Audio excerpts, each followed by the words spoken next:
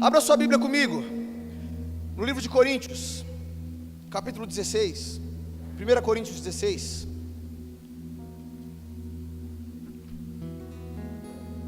Quero ler aqui um versículo com vocês, um versículo que eu li e tocou tremendamente o meu coração.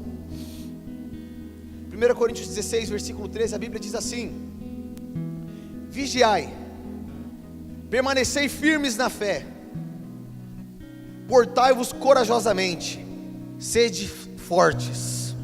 Glória a Deus. Fala aqui, ó, portai-vos corajosamente e sejam fortes. Amados, o apóstolo Paulo, ele fala para os coríntios: sejam fortes, sejam corajosos. Ele é o mesmo apóstolo Paulo que ele falou para os coríntios: olha, quando eu sou fraco, então eu sou forte.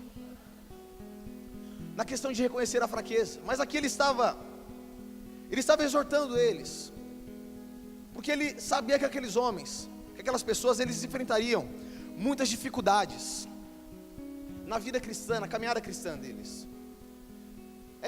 É fácil ser cristão? Sim ou não? É fácil? Você fala assim: para mim ser cristão é que nem comer paçoca. Não é. Querido, por nós sermos cristãos, nós temos dificuldades, diversas coisas nós precisamos renunciar, muitas vezes nós precisamos ir contra a nossa vontade. Para quê? Para que nós possamos cumprir algo para que nós possamos servir, para que nós possamos cumprir algo para que Deus nos chamou e algo em que nós acreditamos. Amém? E Paulo, ele vendo essa dificuldade, ele fala para aqueles homens: sejam fortes, sejam corajosos. Ele estava observando aquilo que eles enfrentariam, as dificuldades, os desafios que ele mesmo já enfrentava por ser um cristão, por ser perseguido, apanhar e por aí vai. Então ele estava exortando eles ali, a eles terem esse espírito de força. Só que essa palavra que Paulo fala para eles, de força e de coragem, não era uma palavra que veio de Paulo somente, é uma palavra que vem de antes. Lá em Josué capítulo 1, no versículo 1, assim, Josué 1:1. Essa passagem é bem famosa, todos vocês aqui devem conhecer. Diz assim: logo após a morte de Moisés, servo de Yahvé, falou o Eterno a Josué, filho de Num, ministro de Moisés, e ordenou-lhe: Moisés, meu servo, morreu. Agora levanta-te, atravessa esse Jordão, tu e todo este povo, para entrar na terra que estou prestes a entregar nas mãos dos israelitas. Todo lugar que a planta dos vossos pés pisarem, eu vos dou, como prometi a Moisés, desde o deserto e o Líbano até o grande rio, o Eufrates, toda a terra dos hititas até o mar grande, o Mediterrâneo, no oeste. Ninguém te poderá resistir durante toda a tua vida. Assim como estive com Moisés, estarei contigo, jamais te abandonarei, nem te desampararei. Sê forte e destemido, porque farás este povo herdar a terra que a seus pais jurei dar-lhes. Então somente sê de fato firme e corajoso, para teres o zelo de agir de acordo com todos os mandamentos da Torá, lei que te ordenou Moisés, meu servo. Não te apartes dela, nem para a direita nem para a esquerda, para que tenha sucesso em todas as tuas realizações. Que o livro da Torá, a lei, esteja sempre nos teus lábios, medita nele dia e noite, para que tenhas o cuidado de agir em conformidade com tudo que nele está escrito. Deste modo, serás vitorioso em todas as tuas empreitadas, e alcançarás bom êxito. Ora, não te ordenei? Sê forte e corajoso.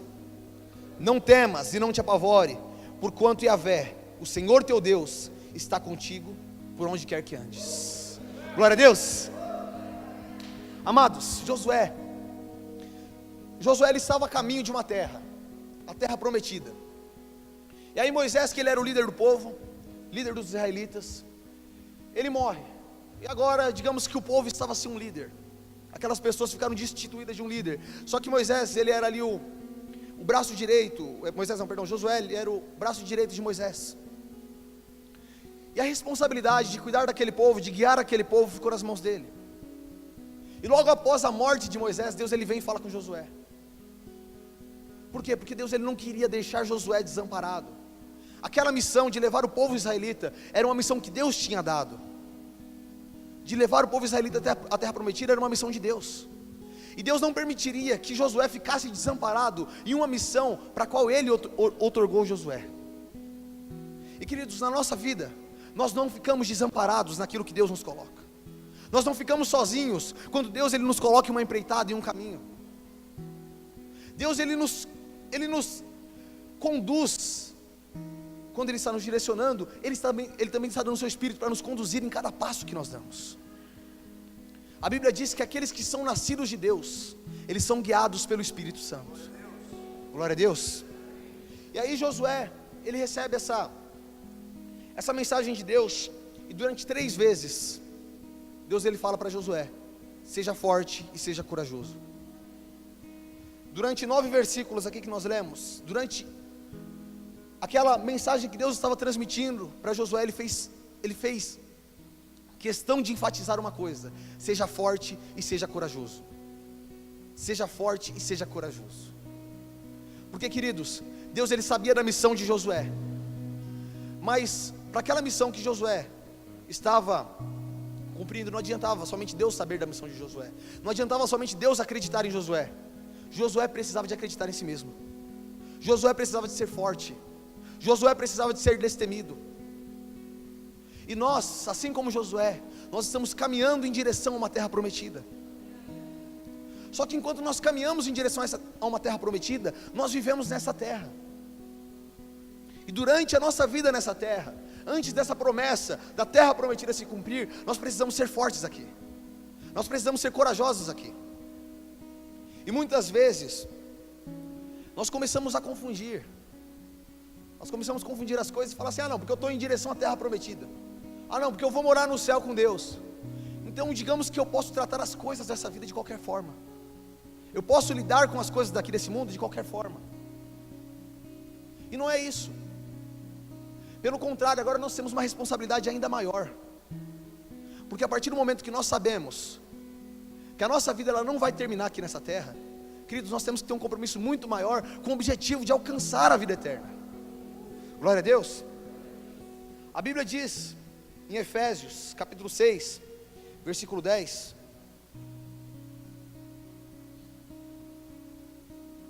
Efésios 6, 10, também o apóstolo Paulo, uma carta aos Efésios,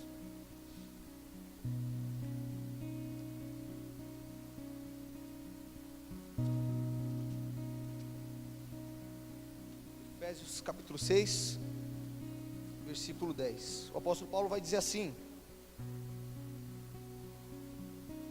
concluindo, fortalecei-vos no Senhor e na força do seu poder. Glória a Deus. Ele estava comparando aí o cristão a uma pessoa que veste uma armadura.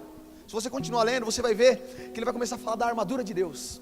O cristão é semelhante a uma pessoa que está numa batalha, que ele veste uma armadura, e ele fala, então você tem que se fortalecer no Senhor e na força do seu poder. E lá em Salmos 84, no versículo 5,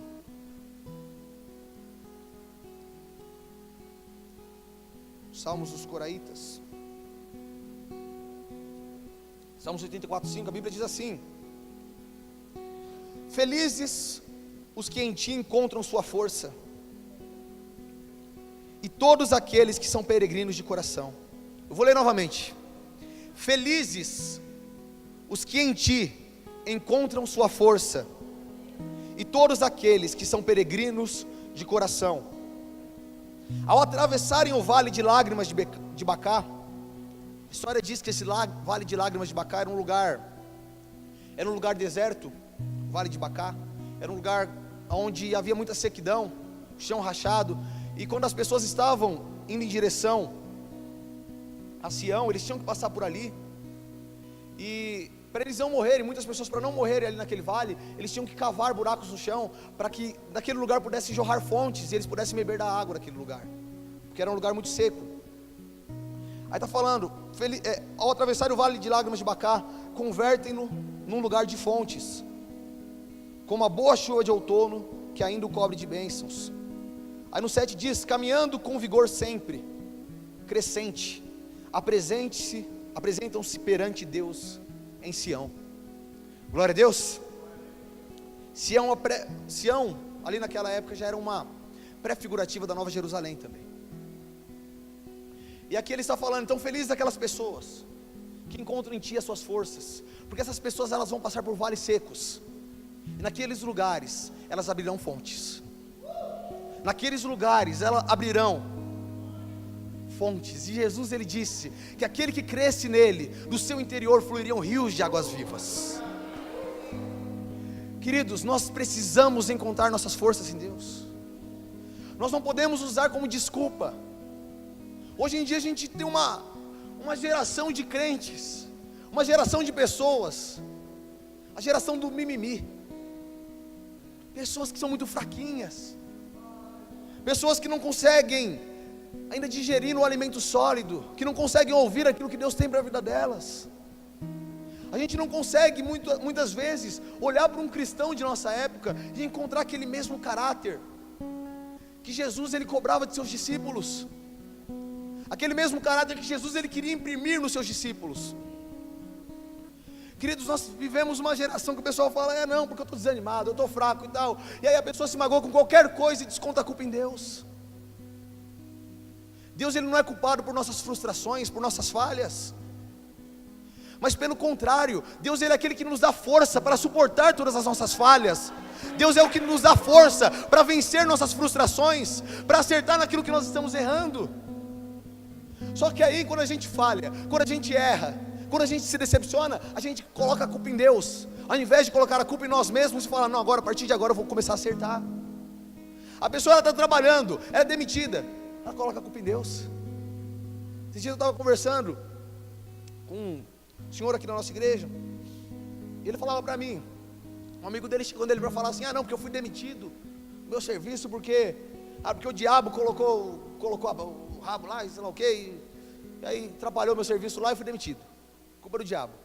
Aí ele falou assim para ele, mas como assim é culpa do diabo? Você faltava no serviço toda hora, você desrespeitava seu chefe, você isso, você aquilo. Aí começou a falar para ele, ele falou assim, não, é verdade, então não é, foi um pouco de responsabilidade minha também, mas tem culpa do diabo no meio. Queridos, é muita gente que fica colocando, não, tem que espiritualizar essa coisa. Nós temos que tomar esse cuidado, para não ser esse tipo de crente, geração mimimi.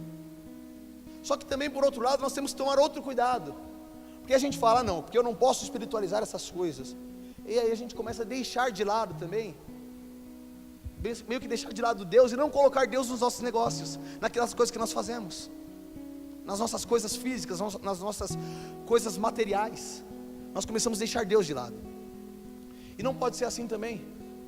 A culpa não é de Deus, mas Deus ele quer participar ativamente da nossa vida. Glória a Deus.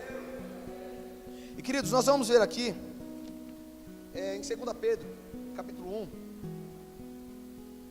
Nós temos aí uma grande responsabilidade. Em 2 Pedro, capítulo 1, versículo 10.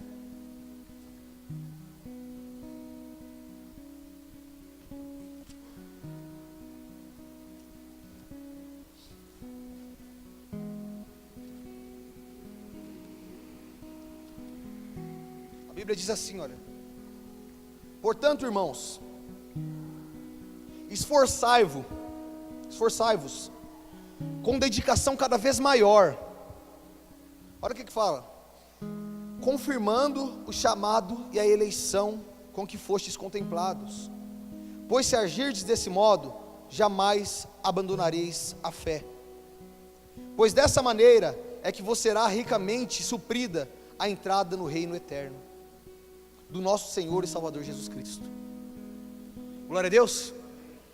Pedro ele fala, irmãos, nós temos que se esforçar cada vez com uma força maior, nós temos que se esforçar cada vez com mais vigor, com mais vontade. Não é retroceder, não é se contentar, é avançar. É o que Deus estava falando para Josué, você tem que avançar, você tem que ir até aquela terra que eu prometi para esse povo, e você vai conquistar essa terra. E a gente tem que parar de começar a colocar problemas naquilo que Deus está colocando na nossa vida, dificuldades naquilo que Deus está colocando na nossa vida, colocar empecilhos no meio dos nossos sonhos. Nós temos que parar com isso, Porque a gente começa a colocar dificuldade, quando nós vemos, nós já desanimamos, nós já paramos, nós já retrocedemos. Mas Deus, Ele está falando aqui. Ele falou para Josué: seja forte, seja corajoso, porque eu irei com você, eu estarei contigo. E aqui hoje, a palavra que eu estava meditando, e uma palavra que veio à minha cabeça foi resiliência. Por que resiliência? O que é resiliência, pastor? Resiliência é uma qualidade de uma pessoa que é capaz de suportar pressões, é capaz de suportar lutas, enfrentar dificuldades, mas mesmo assim ela permanece firme num objetivo que ela tem. Ela não permite que a essência dela seja mudada, ela não permite que a essência dela seja alterada. Eles usam também na física resiliência, eles usam também aí na engenharia o termo resiliência para materiais que mesmo depois de sofrerem uma deformação, eles voltam ao estado natural. E queridos, nós precisamos de ser pessoas resilientes. A gente sempre lê aqui na igreja aquele versículo: não vos conformeis com este mundo, né? Não sejam moldados por este mundo, mas antes se renovem sua mente pela transformação do vosso entendimento. A gente sempre lê isso aqui. Por quê? Porque Paulo estava ali exortando os romanos a eles não serem transformados, eles não serem moldados por esse mundo, a eles terem uma capacidade de resiliência, de enfrentar as dificuldades, enfrentar as lutas, enfrentar tudo aquilo que eles passam, todos os desafios que essa vida nos oferece, e mesmo assim continuarem firmes na fé que eles tinham no Senhor. Foi o que Paulo disse aqui: vigiai, permaneçam firmes, sejam fortes, sejam corajosos. Resiliência é a qualidade de você conseguir permanecer firme, de você conseguir se manter em uma posição, em um lugar, você fala: é isso que eu quero para a minha vida. Porque, queridos, às vezes a gente já escutou muito isso, já escutou muito essa passagem de Josué 1:9, Josué do capítulo 1 aqui, já escutamos muitas vezes, já ministramos muitas vezes, já falamos para outras pessoas, e aí às vezes a gente tem até uma relutância, principalmente quem prega, de trazer um versículo, de trazer uma passagem da Bíblia que já foi muito explanada. Mas nós queremos que as misericórdias do Senhor, elas se renovam a cada manhã. E queridos, não adianta também nós escutarmos uma mensagem, escutarmos ela diversas vezes, e a gente não colocar ela em prática. Deus, Ele falou 3 vezes para Josué: seja forte, seja corajoso, porque Ele queria que Josué se lembrasse daquilo, Ele queria que Josué gravasse aquilo. E muitas vezes Deus, Ele vai repetir aquilo que Ele está falando conosco, porque Ele quer que a gente grave aquilo, porque Ele quer que a gente coloque aquilo em prática. E aí a gente vê muitas pessoas que estão ansiosas, que ficam desesperadas por novas palavras, por novas revelações. Deus, Ele não precisa falar mais do que Ele já disse, querido. Deus, Ele não precisa acrescentar mais coisas ao evangelho dEle. Aquilo que Ele já nos deu, que é a palavra dEle, já é suficiente. Foi o que Ele disse para Josué: medita nessa lei, medita nessa palavra de dia e de noite, não se desvie dela nem para a direita nem para a esquerda. Porque você me fala: mas pastor, como que eu serei forte e corajoso? Querido, esse é o manual, esse é o segredo. É a gente colocando a Bíblia, é a gente colocando Cristo à frente de tudo que nós estivermos fazendo na nossa vida. Amém? Olha para quem está do seu lado, fala para essa pessoa: você tem que colocar Jesus à frente de tudo na sua vida. Glória a Deus. A Bíblia vai falar lá em Mateus capítulo 7,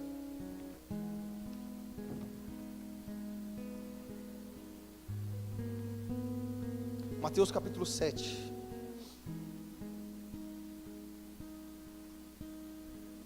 e quando Jesus estava falando do Sermão do Monte, finalzinho, Ele vai citar isso aí, 7:24, a Bíblia diz assim: assim todo aquele que ouve as minhas palavras e as pratica, será comparado a um homem sábio, que construiu a sua casa sobre a rocha. E caiu a chuva, vieram as enchentes, sopraram os ventos, e bateram com violência contra aquela casa, mas ela não caiu, pois tinha seus alicerces na rocha. Pois todo aquele que ouve essas minhas palavras e não as pratica, é como um insensato que construiu a sua casa sobre a areia, e caiu a chuva, vieram as enchentes, sopraram os ventos, e bateram com violência contra aquela casa, e ela desabou, e grande foi a sua ruína.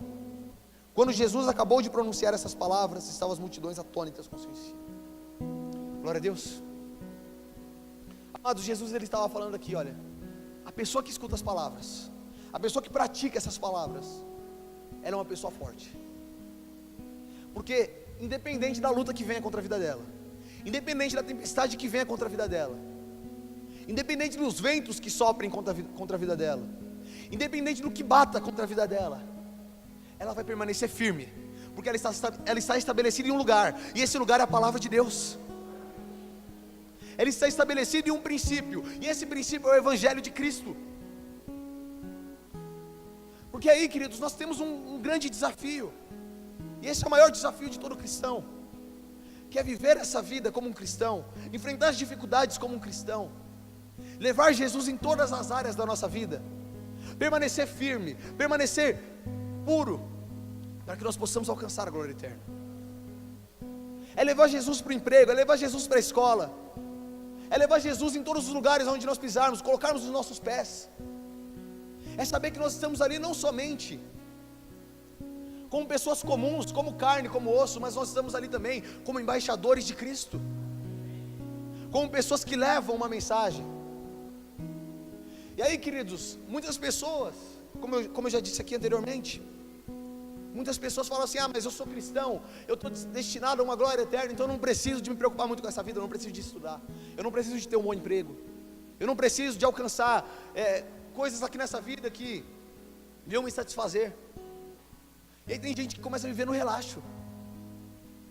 Mas não, queridos, Cristo ele espera sim que nós tenhamos também posição de destaque na nossa sociedade. Ele espera sim que nós possamos alcançar coisas aqui nessa vida ainda, mas não somente para nós, mas para que nós possamos glorificar o nome dele através delas, para que nós possamos levar Cristo através delas. Nós temos que nos envolver com esse mundo sim, mas é para salvá-lo e não para se perder junto com ele. Nós temos que se envolver com esse mundo, com uma missão que nós temos, de ser sal da terra e luz do mundo. Então, queridos, nós precisamos ter essa capacidade. A resiliência é a pessoa que vai entrar no mundo, a pessoa que vai se relacionar com pessoas que estão no mundo, mas que não vai ser moldada por elas, mas pelo contrário, vai começar a ensiná-las o verdadeiro caminho, que é o caminho de Jesus. É pessoas que estarão, digamos que, expostas às mesmas lutas que todos estão, mas que não vai lidar com essas lutas da mesma forma que todos lidam. A Bíblia diz: então novamente vocês verão a diferença entre o justo e o ímpio, entre o que serve a Deus e o que não serve. E aí eu te pergunto, o que é que nos diferencia do mundo? O que é que nos faz diferente do mundo? Ah, eu vou na igreja, é isso que me faz diferente do mundo. Não, querido, isso não basta. Isso não basta, porque a sua vida dentro dessa igreja aqui, ela se limita a 4 horas por semana, 6 horas por semana. Mas a sua vida lá fora é todo o restante da sua semana aí, 140 horas.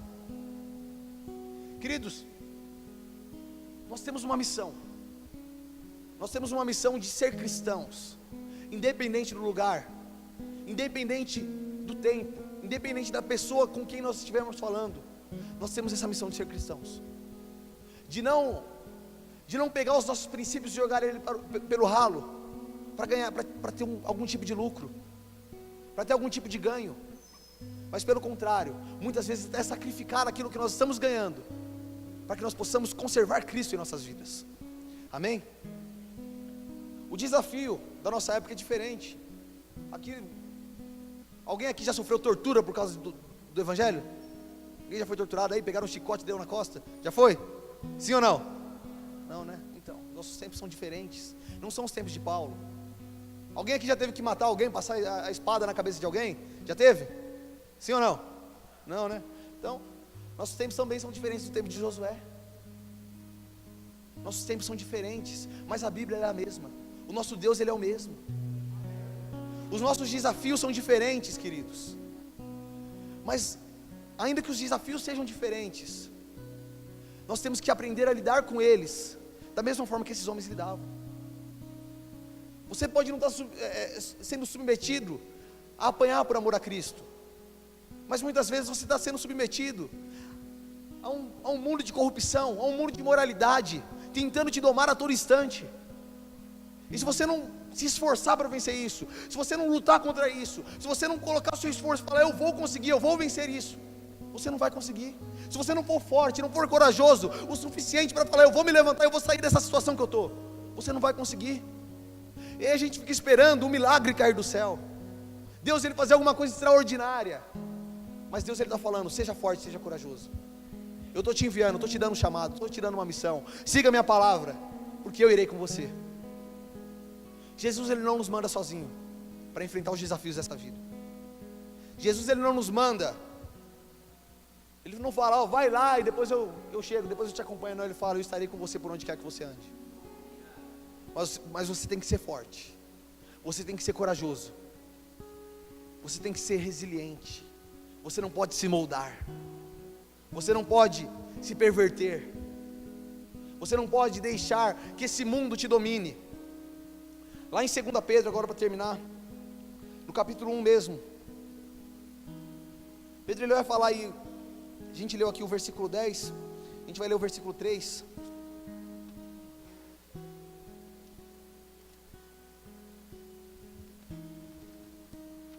Essa passagem me chamou muita atenção, já tinha lido, mas nunca tinha me chamado a atenção dessa forma.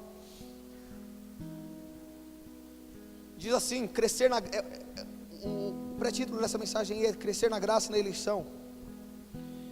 Vai dizer, seu divino poder nos concedeu tudo de que necessitamos para a vida e para a piedade. Então está falando aqui, olha, o poder de Deus, o poder de Cristo, ele já nos concedeu tudo que nós precisamos para essa vida e para exercer a piedade, a obra cristã, por intermédio do pleno conhecimento daquele que nos convocou para a sua glória e virtude. Então por meio de Jesus, tudo já nos foi concedido, nós já temos tudo, pelas quais nos tem outorgado suas preciosas e grandiosas promessas, para que por elas vocês vos torneis coparticipantes da natureza divina, livrando-vos da corrupção e das paixões que há no mundo. Então fala que Ele nos outorgou os seus dons, suas promessas de natureza divina, para que a gente possa se livrar das paixões carnais que estão no mundo. Por isso mesmo, aplicando todo o vosso esforço. Então aí começa aqui uma série de coisas que ele vai falar para a gente aplicar. Ele fala primeiramente que a gente tem que aplicar o nosso esforço e acrescentar virtude à nossa fé, e o conhecimento à nossa virtude, e o domínio próprio ao conhecimento, e a perseverança ao domínio próprio, e a piedade à perseverança, e a fraternidade à piedade, e o amor à fraternidade. E aí fala, porquanto se essas virtudes existirem e crescerem em vocês, elas não vos deixarão ociosos, nem tampouco infrutíferos, no perfeito conhecimento do nosso Senhor Jesus Cristo. Pois aquele em que essas virtudes não habitam, age como quem não pode ver, ou enxerga somente o que está perto, tendo se esquecido da purificação dos seus antigos pecados. Portanto, irmãos, esforçai-vos com dedicação cada vez maior, confirmando o chamado à eleição com que fostes contemplados, pois se agirdes desse modo, jamais abandonareis a fé. Então ele estava falando aqui para eles, vocês vão se esforçar, cada vez com uma dedicação maior, mas ele deu ali uma etapa para eles. Ele falou, vocês têm que ter primeiramente o esforço, vocês têm que se esforçar, mas então vocês têm que acrescentar fé, vocês têm que acrescentar virtude, vida, a sua fé, não ser uma fé somente de palavras, não ser uma fé somente de chegar aqui e falar, não, eu creio em Jesus, mas o que você faz para demonstrar que crê em Jesus? O que você faz para mostrar que você é salvo? Eu vou na igreja, eu oro, eu peço perdão pelos meus pecados. Não, querido, nós podemos fazer mais do que isso, nós podemos fazer mais do que isso, é o que ele está dizendo aqui. Então vocês têm que acrescentar exercício a essa fé de vocês, e aí vocês vão acrescentar domínio próprio ao conhecimento que vocês têm, porque não adianta somente conhecer. Tem tanta gente que usa o conhecimento para o mal, tem tanta gente que tem um conhecimento bom, mas ela vai lá e pega esse conhecimento e começa a usar, deturpar esse conhecimento e usar para o mal, para coisas ruins. Ele está falando, vocês têm que acrescentar domínio próprio ao conhecimento, porque não basta conhecer, você tem que dominar o seu conhecimento. E ele vai falando, fraternidade, a piedade, e o amor, a fraternidade. Você tem que amar as pessoas, você tem que cuidar das pessoas, você tem que se preocupar com o seu próximo. Então, queridos, ele vai dando aqui uma fase digamos que etapas para que a gente possa cumprir, para que nós possamos ser fortes, para que nós possamos exercer essa força. E nós precisamos entender isso, que na nossa vida cristã, a gente vai enfrentar muitos desafios, mas se nós estivermos baseados nisso aqui, a cada dia, se aproximando mais do Senhor Jesus, estando mais perto do Senhor Jesus, se nós a cada dia praticarmos isso que está sendo dito aqui, começarmos a dar vida à nossa fé, demonstrar que nós temos fé realmente, demonstrar que nós nos preocupamos realmente, demonstrar que nós não estamos nessa vida aqui somente numa passagem curta, mas que nós estamos aqui também para mudar esse lugar. Se nós começarmos a demonstrar isso, queridos, essa força ela vai começar a ser vista por outras pessoas. Mas antes de tudo, é o primeiro passo que ele disse: se esforça. E aí depois você vai começar a acrescentar outras coisas. Não dá para você se levantar se você não está colocando força nos seus braços. Não dá para você se levantar se você está permanecendo na mesma posição. Não dá para você começar a mudar a sua vida permanecendo e fazendo as mesmas coisas de sempre. Comece a se esforçar. Pastor, eu quero mudar alguma coisa na minha vida. Tem alguma coisa que está errada. Tem alguma coisa que eu estou fazendo que não presta, que eu já falei, isso aqui não serve para mim. Pastor, eu quero alcançar alguma coisa na minha vida. Alguma coisa que há anos e anos e anos eu planejo, mas eu nunca consegui colocar esse plano, esse sonho em prática. Querido, comece a se esforçar. O primeiro passo é o esforço. Não adianta você sonhar com daqui a 10 anos, se você não está se esforçando no dia de hoje. Não adianta você olhar para daqui 30 anos e falar, daqui 30 anos eu estarei desse jeito, se você não começar a acrescentar esforço no dia de hoje da sua vida. Se esforce na sua vida cristã, se esforce na sua vida profissional, se esforce na sua vida estudantil, se esforce na sua vida física. Se esforce, querido. Nós não podemos viver uma vida medíocre aqui na terra. Pelo contrário, nós temos que ser cristãos que estão dispostos a viver aquilo que o Senhor tem esperado de nós, esperar e fazer aquilo que o Senhor tem dirigido às nossas vidas, porque essa é a única forma de nós realmente poder alcançar uma felicidade para nós, que também esteja agradando Jesus. Amém?